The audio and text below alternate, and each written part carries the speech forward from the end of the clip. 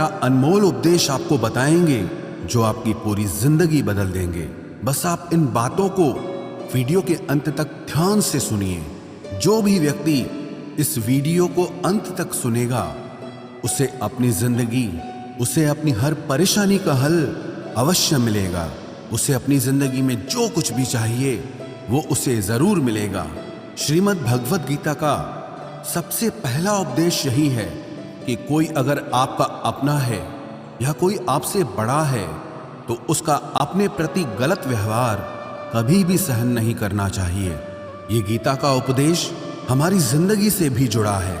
हम भी अपने मन की अधिकतर तकलीफों को ये सोचकर जिंदगी भर सहते रहते हैं कि ये तो मेरा अपना है, ये तो मेरा बड़ा है, इसको हम कैसे कुछ कह सकते हैं। हम कि उस व्यक्ति को आप अपना कैसे मान सकते हैं जो आपकी तकलीफों की वजह हो। अपना तो वो होता है जो हमारी तकलीफों को दूर कर दे।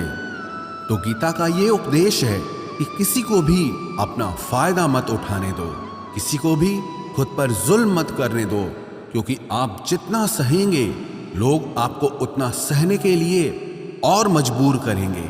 गीता का पहला अध्याय जिसका नाम अर्जुन विषाद योग और दूसरा अध्याय जिसका नाम सांख्य योग है, उसके आरंभ में अर्जुन ने श्री कृष्ण के आगे अपना दुख प्रकट किया है कि हे केशव, मैं कौरवों से कैसे युद्ध कर सकता हूं।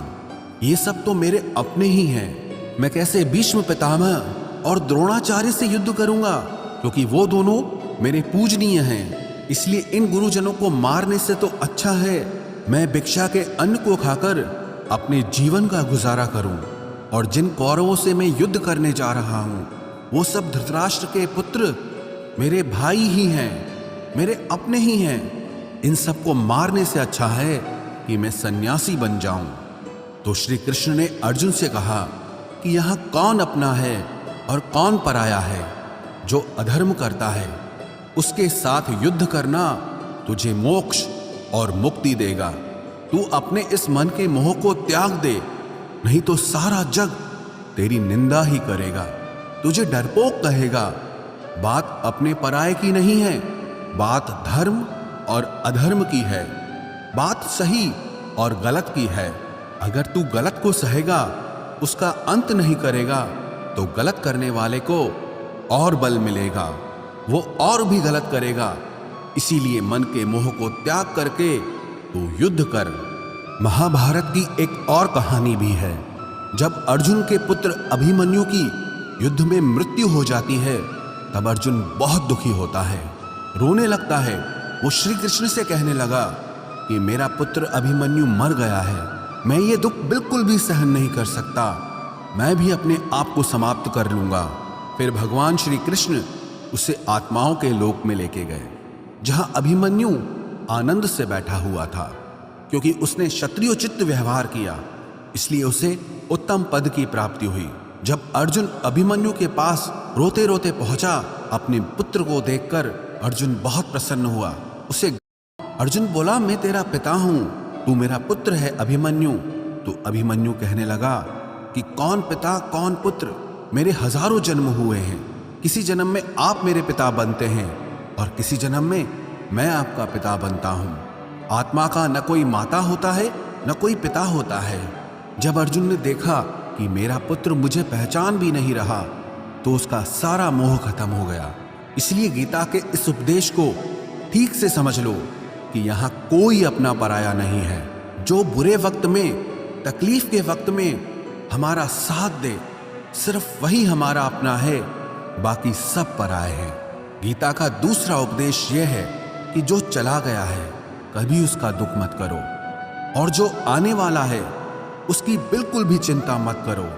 जब महाभारत का युद्ध चल रहा था तब अर्जुन ने श्री कृष्ण से कहा कि अगर यह युद्ध हुआ तो करोड़ों लोग मारे जाएंगे।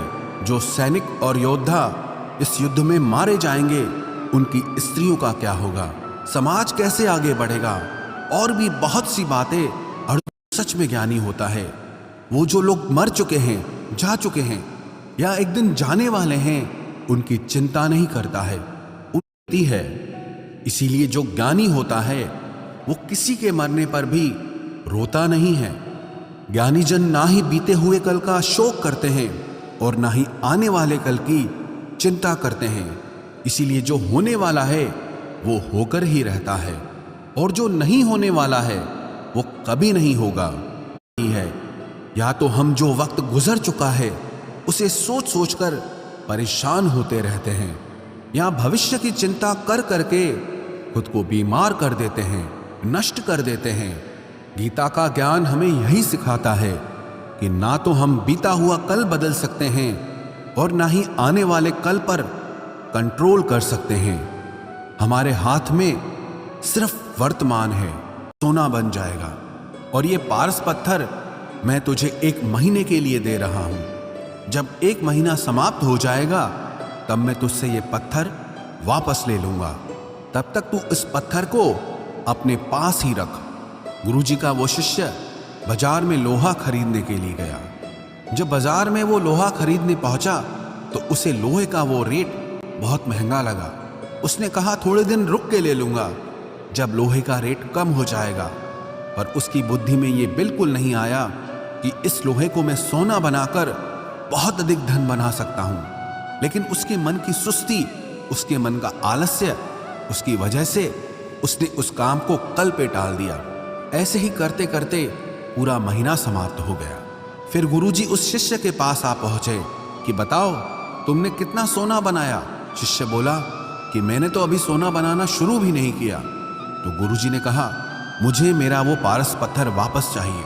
शिष्य बोला कि नहीं, मुझे थोड़ा वक्त दीजिए, मैं थोड़ा सोना बनाना चाहता हूं। गुरुजी ने कहा कि ये पारस पत्थर पूरा 1 महीना तेरे पास था पर तू कुछ नहीं कर पाया, लेकिन अब समय समाप्त हो चुका है।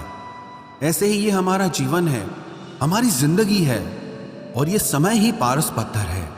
हम समय के एक एक पल से अपने जीवन को सोना बना सकते हैं, लेकिन हमें ये लगता है कि हमारे पास बहुत समय बचा है। एक दिन जिंदगी को जी लेंगे, एक दिन जिंदगी में खुश हो जाएंगे, लेकिन वो दिन कभी नहीं आता और हम जिंदगी भर भागते रहते हैं, चिंता करते रहते हैं, दुखी होते रहते हैं, लेकिन जिंदगी को जीना, खुश रहना हम भूल जाते हैं। इसलिए गीता का ज्ञान हमें यह सिखाता है कि आप आज में जीना सीखो, इस पल में जीना सीखो। गीता का तीसरा उपदेश यह है कि मौत से डरना बिल्कुल व्यर्थ है। श्री कृष्ण ने गीता में कहा है कि यह संसार मृत्यु लोक है। जिसका भी जन्म हुआ है वो एक दिन जरूर मर जाएगा। जिसका आरंभ हुआ है उसका अंत अवश्य होगा। हम इसे रोक नहीं सकते। जैसे हम रोज कपड़े बदलते हैं वैसे ही हमारी आत्मा नया शरीर धारण करती है। मृत्यु सिर्फ इस जीवन का एक नया आरंभ है, इस जीवन का अंत नहीं है। आत्मा कभी नहीं मर सकती और ना ही उसे कोई मार सकता है, लेकिन मौत का डर मनुष्य को सबसे ज्यादा लगा रहता है। मौत का दुख भी इंसान को सबसे ज्यादा होता है। एक पेड़ में 2 पक्षियों का जोड़ा रहता था। उन दोनों को एक दूसरे से बहुत प्रेम था। उन्होंने साथ जीने मरने की कस्में खाई थी। एक दिन वहां एक शिकारी आया और उसने एक तीर चलाकर वहां पेड़ पर बैठे मादा पक्षी को मार दिया। तो वो अकेला नर पक्षी रोने लगा कि मैं तुम्हारे बिना कैसे जी पाऊंगा। तुम्हारी जगह मेरी मृत्यु आ जाती, मेरा जीवन तुमको मिल जाता। वो रो रो के बहुत विलाप करने लगा। इतने में ही उस शिकारी ने दूसरा तीर चलाया और उस नर पक्षी को भी मार दिया। वास्तविकता में ये कहानी हमारी ही है। हम भी रोते रहते हैं जब कोई मरता है तो, लेकिन हमें ये नहीं पता कि एक न एक दिन हमारा भी जीवन समाप्त हो जाएगा। हम भी उसी मृत्यु के पेड़ पे ही बैठे हैं, लेकिन शरीर का मिटना हमारा अंत नहीं है। श्री कृष्ण ने अर्जुन से कहा कि हे अर्जुन, तेरे और मेरे अनंत जन्म हुए हैं। तुझे कुछ भी याद नहीं है, लेकिन मुझे सब याद है। जो व्यक्ति इस सत्य को समझ ले कि मैं यहां इस संसार में कुछ समय के लिए आया हूं, उसकी जिंदगी के सारे झगड़े, सारे दुख, सारी चिंताएं ही समाप्त हो जाएंगी। जब इस संसार से जाना ही है तो दुख किस बात का। पहले के जमाने में साधु महात्मा लोग पैदल यात्रा करते थे। यात्रा करते करते वो एक नगर में पहुंचे। वो महात्मा बहुत थक चुके थे। उस नगर में उन्होंने एक महल देखा और उन्होंने उस महल में जाकर विश्राम करने का सोचा और वो महल में जाकर सो गए। जब उस महल में वहां का राजा पहुंचा तो अपने पलंग पर उस महात्मा को सोता देखकर बहुत हैरान हो गया। राजा उस महात्मा से पूछने लगा कि तुम मेरे महल में कैसे घुस आए और मेरे बिस्तर पर सो रहे हो? महात्मा कहने लगा, ये तुम्हारा महल है? मुझे तो लगा ये धर्मशाला है। तो राजा ने कहा, आपको मेरा महल धर्मशाला कैसे लगा? तो महात्मा ने राजा से प्रश्न किया कि तुमसे पहले इस महल में कौन रहता था? तो वो राजा बोला कि मुझसे पहले मेरे पिता यहाँ पर रहते थे और उससे पहले मेरे दादाजी यहाँ पर रहते थे। तो महात्मा ने फिर प्रश्न किया कि क्या तुम इस महल में हमेशा रहोगे या तुम्हारे बाद कोई और रहेगा? तो राजा कहने लगा कि मेरे बाद मेरा पुत्र इस महल में रहेगा। तो महात्मा राजा से कहने लगे कि जिस जगह पर रहने वाले बार बार बदल जाते हों उसे घर कैसे कह सकते हो? वो तो धर्मशाला ही है। इसीलिए तेरे महल को धर्मशाला समझकर मैं इसमें रात बिताने के लिए आ गया। धर्मशाला जान जग को जीव सब मेहमान है, मोह किससे मत करो सब स्वप्न का सामान है। यदि हम भी इस बात को समझ लें कि हम यहाँ कुछ समय के लिए आए हैं, आनंद करने के लिए आए हैं, खुश रहने के लिए आए हैं, तो हमारे सारे दुख ही समाप्त हो जाएं। जब हम अपना मोह यहाँ जमा लेते हैं, अपना दावा यहाँ जमा लेते हैं कि ये मेरा है, इसे मैं छोड़ नहीं सकता, इसके बिना मैं जी नहीं सकता, तो हमारा जीवन दुखों से भर जाता है। इसलिए जीवन में मृत्यु का भय त्याग करके जीवन का प्रतिपल आनंद लेना चाहिए। गीता का चौथा उपदेश, मन और विचारों को कंट्रोल किए बिना जीवन में कभी शांति और सुकून मिलने वाला ही नहीं है। अर्जुन ने श्री कृष्ण से कहा कि मेरा मन सही गलत सब कुछ जानता है, फिर भी मेरे विचार और मेरा मन मुझसे कंट्रोल नहीं होता। मैं जो करना चाहता हूं वो कर नहीं पाता हूं और जो नहीं करना चाहता हूं वो मेरा मन मुझसे जबरदस्ती करवाता है। इसीलिए मैं बेचैन हो गया हूं, मुझे शांति प्राप्त नहीं हो रही। तो श्री कृष्ण ने अर्जुन से कहा, उसके लिए तुझे अपने मन और विचारों से डिटैच होकर अपने मन और विचारों को सही दिशा में ले जाने की प्रैक्टिस करनी होगी, अभ्यास करना होगा। और ये एक दिन का काम नहीं है। जब तक तू अपने मन और विचारों की गुलामी का त्याग नहीं करता तब तक तुझे जीवन में कभी शांति नहीं मिलेगी। एक राजा था, वो बहुत बेचैन और परेशान रहता था। एक दिन वो अपने गुरुजी के पास गया और उनसे कहने लगा कि मेरा मन बहुत बेचैन है, मैं बहुत परेशान हूँ, मैंने पूरे संसार को जीत लिया है, सब कुछ है मेरे पास, पर मैं खुश नहीं हूँ, मेरे मन में सुकून नहीं है, शांति नहीं है। तो गुरुजी ने राजा से कहा कि तुम्हारे नगर में अगर कोई ऐसा व्यक्ति है जिसने सुकून को प्राप्त कर लिया है, शांति को प्राप्त कर लिया है, तुम उसका एक बार कुर्ता पहन लो तो तुम्हारे जीवन में भी शांति आ जाएगी। राजा बहुत प्रसन्न हो गया कि ये तो बहुत आसान काम है।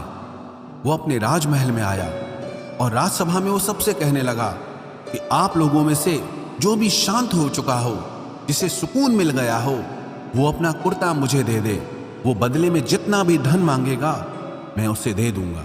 सब लोग एक दूसरे का मुंह देखने लगे। पैसों का लालच आया, लेकिन सबको एक दूसरे की सच्चाई पता थी, क्योंकि किसी की जिंदगी में भी शांति और सुकून नहीं था। सब अपना सर झुकाकर वहां पर खड़े हो गए।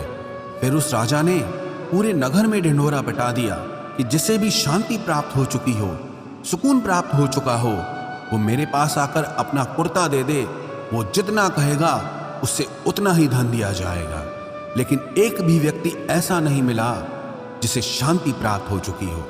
वास्तविकता में जब कोई मरता है तब हम कहते हैं कि वो फलां व्यक्ति आज शांत हो गया। कभी किसी जिंदा इंसान के लिए नहीं सुना कि एक जीता जागता इंसान शांत हो गया है।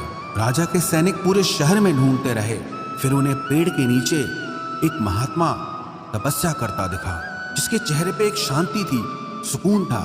वो सैनिक उस महात्मा के पास आकर पूछने लगे कि क्या आपने शांति प्राप्त कर ली है, सुकून प्राप्त कर लिया है? महात्मा ने कहा, मैं पूरी तरह से शांत हूं, तो सैनिक उसे राजा के पास ले आए। राजा ने उस महात्मा से प्रश्न किया कि क्या आपको शांति और सुकून प्राप्त हो चुके हैं? वो महात्मा कहने लगे, महाराज, मैं पूरी तरह से शांत हूं, मुझे कोई चिंता नहीं, मुझे किसी चीज की लालच नहीं, मुझे कोई इच्छा नहीं है। तो राजा भी बहुत प्रसन्न हो गए कि आखिर वो व्यक्ति मिल ही गया जिसे शांति की प्राप्ति हो चुकी है, जिसे सुकून प्राप्त हो चुका है। तो राजा उस महात्मा से कहने लगे कि हे महात्मा, आप कृपया करके अपना कुर्ता मुझे दे दीजिए, बदले में आप जो मांगेंगे मैं आपको दे दूंगा। वो महात्मा कहने लगे कि महाराज, सुकून और शांति तो मुझे मिल चुके हैं, लेकिन क्या करूं, मेरे पास कुर्ता ही नहीं है पहनने के लिए जो मैं आपको दे सकूं। जब राजा ने उस महात्मा की ये बात सुनी कि इस महात्मा के पास कुर्ता भी नहीं है पहनने के लिए, उसके बाद भी ये महात्मा एकदम शांत है, इसके जीवन में सुकून है, मैं सारी जिंदगी धन को जोड़ने में लगा रहा, दुनिया जीतने में लगा रहा, लेकिन मुझे शांति नहीं मिली, सुकून नहीं मिला, क्योंकि शांति और सुकून बाहर की चीज नहीं है, अपने भीतर की चीज है। इसीलिए जब तक कोई व्यक्ति अपने मन और विचारों को कंट्रोल नहीं करता, तब तक उसके जीवन में सुकून और शांति नहीं आती। और गीता का उपदेश हमें यही सिखाता है कि जीवन में शांति चाहिए तो मन को शांत करना सीखो। गीता का 5वां उपदेश यह है कि वासना, क्रोध और लालच सर्वनाश का कारण है, नरक का द्वार है। जिस भी मनुष्य में ये 3 अवगुण होते हैं, वो हमेशा दूसरों को दुख पहुंचाकर अपने ही सुख और स्वार्थ की पूर्ति करता रहता है। किसी भी चीज की हद से ज्यादा वासना करना और क्रोधी स्वभाव होना और मन में लालच होना उसके जीवन के सुख को समाप्त कर देते हैं, उसके सारे रिश्तों में जहर भर देते हैं। इन्हें नरक का द्वार इसीलिए कहा गया है क्योंकि जिस इंसान में अत्यधिक क्रोध है, लालच है, वासना है, उसका पूरा जीवन जहर से भर जाता है। उसको मरने के बाद नहीं, जीते जी यहीं पर नरक का दर्शन होता है। गीता का 6वां उपदेश यह है कि सब भगवान एक ही हैं, कोई छोटा बड़ा नहीं है। सब एक परब्रह्म परमात्मा के अलग अलग रूप और नाम हैं। श्री कृष्ण ने गीता के 10वें अध्याय विभूति योग में बताया है कि जितने भी जगत के देवी देवता हैं, वो सब मेरी ही विभूति है।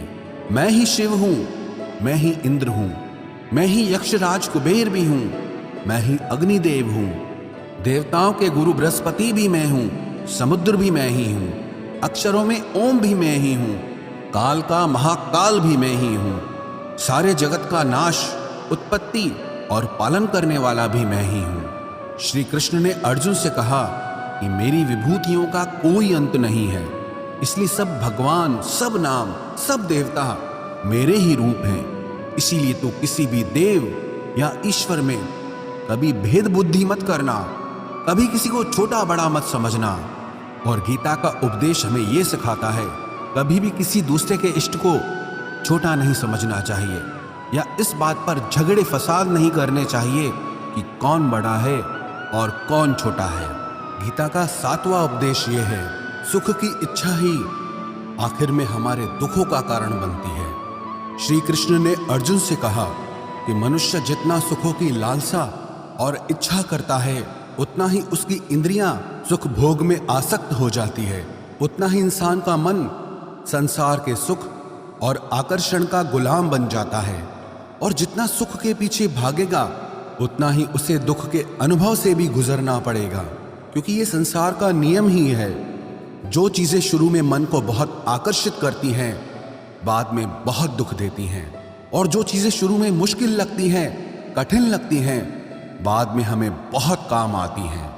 गीता का 8वां उपदेश यह है, जो भी मनुष्य दुनिया के सारे सहारे छोड़कर सिर्फ भगवान को ही अपना सहारा मान लेता है, उसकी हर जरूरत वो ईश्वर पूरी करता है, उसकी हर प्रकार से रक्षा वो परमात्मा ही करता है। अनन्याश्चिन्तयो माम ये जनाः पर्युपासते तेषां नित्याभियुक्तानां योगक्षेमं वहाम्यहम्। जो भी व्यक्ति मुझे ही अपना सहारा मानता है, उसका योगक्षेम मैं वहन करता हूँ। योगक्षेमम वहाम्यहम, अर्थात जो चीज नहीं मिली है उसकी प्राप्ति कराना उसका नाम योग है, और जो चीज जीवन में मिली हुई है उसकी रक्षा करना उसका नाम क्षेम है। तो श्री कृष्ण कहते हैं जो मुझ पे डिपेंड हो जाते हैं उनको जो चाहिए वो मैं जरूर देता हूं, और उनकी हर प्रकार से मैं रक्षा भी करता हूं। गीता का नवा उपदेश यह है कि इस संसार में हमारा कुछ भी नहीं है। गीता सार में आपने कई बार सुना होगा कि तुम्हारा क्या गया जो तुम रोते हो, तुम क्या लाए थे जो तुमने खो दिया, तुमने क्या पैदा किया जो नष्ट हो गया, तुमने जो लिया यहीं से लिया, जो कुछ भी दिया यहीं पर दिया। जो आज तुम्हारा है कल किसी और का होगा, क्योंकि परिवर्तन इस संसार का नियम है। कल तक जिसके बिना आप जी नहीं सकते थे, आज उनसे कोई रिश्ता ही नहीं है, बातचीत तक नहीं है। कहाँ गए वो जीवन भर के सारे रिश्ते, वो सारे मित्र जो साथ जीने मरने की बातें करते थे? आज पता भी नहीं कि वो लोग कहाँ चले गए। ये संसार परिवर्तनशील है, सब लोग यहाँ बदल जाते हैं, हर रिश्ता बदल जाता है, और तो और ये हमारा शरीर भी हर दिन बदल रहा है। बचपन से जवानी, जवानी से बुढ़ापा, और एक दिन ये शरीर हमारा साथ छोड़ देता है। तो किसके लिए रोना और किसकी चिंता करना? हम सारी जिंदगी चीजों को, रिश्तों को, जिंदगी को बनाने में, सजाने में, संवारने में लगे रहते हैं, लेकिन एक दिन सब कुछ बिखर जाता है। सारी जिंदगी जिस संपत्ति, जिन रिश्तों के लिए हम लड़ते रहते हैं, एक दिन सब कुछ छोड़ करके हमें इस दुनिया से जाना पड़ता है। गीता का 10वां उपदेश हमें यह सिखाता है कि किसी से भी हद से ज्यादा मोह कभी मत करना। श्री कृष्ण ने गीता का पूरा ज्ञान ही अर्जुन के मोह को नष्ट करने के लिए कहा है। ये मोह ही है जो इंसान को सबसे ज्यादा रुलाता है। मोह इतना बलवान है कि शेर जैसे इंसान को भी गीदड़ बना देता है। जो अर्जुन युद्ध में देवताओं से भी जीत गया, पर अपने रिश्तेदारों को युद्ध में देखकर उसका हाथ कांपने लगा। वो बोला, हे केशव, मेरे हाथ में धनुष पकड़ने की ताकत भी नहीं बची है, मेरे हाथ कांप रहे हैं, मैं युद्ध नहीं कर पाऊंगा। ये मोह इतना पेनफुल होता है जिसकी पीड़ा ना सह पाने के कारण कई लोग अपनी जिंदगी खत्म कर देते हैं, आत्महत्या तक कर लेते हैं कि उस व्यक्ति के बिना हम जी नहीं पाएंगे। जीवन में किसी से भी हद से ज्यादा मोह करोगे तो जीवन भर पीड़ा का ही सामना करना पड़ेगा। जो व्यक्ति अपने मोह से बाहर नहीं आता, उसका सब कुछ उससे छिन जाता है, उसकी सारी खुशी खत्म हो जाती है। इसीलिए गीता का ज्ञान बार बार यही सिखाता है